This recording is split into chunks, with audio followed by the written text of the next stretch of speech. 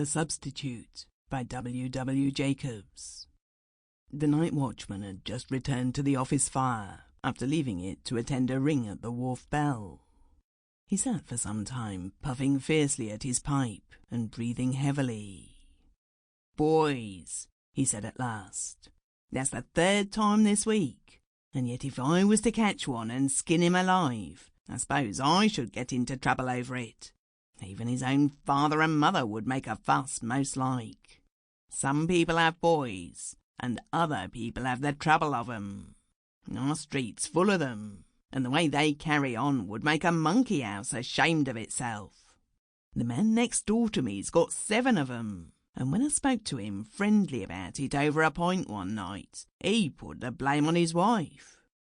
The worst boy I ever knew used to be an office boy in this here office, and I can't understand now why I wasn't hung for him. Undersized little chap he was, with a face the colour of bad pie crust, and 2 little black eyes like shoe buttons. To see him in his little white cuffs and a stand-up collar and a little black bow and a little bowler hat was enough to make a cat laugh. I told him so one day, and after that we knew where we was, both of us.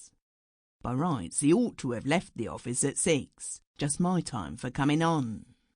As it was, he used to stay late, pretending to work hard so as to get a rise.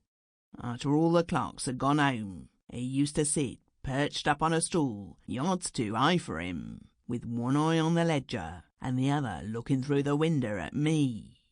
I remember once going off for half a pint, and when I came back, I found him with a policeman, 2 carmen, and all the ends of the Maid Marian standing on the edge of the jetty, waiting for me to come up.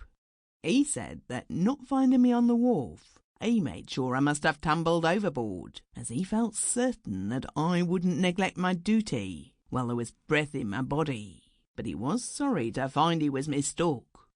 He stood there talking like a little clergyman, until one of the carmen knocked his hat over his eyes, and he forgot himself for a bit.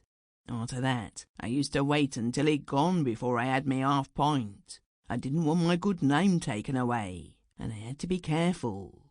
And many's the good half pint I had to refuse, because that little imitation monkey was sitting in the office, drawing faces on his blotting paper.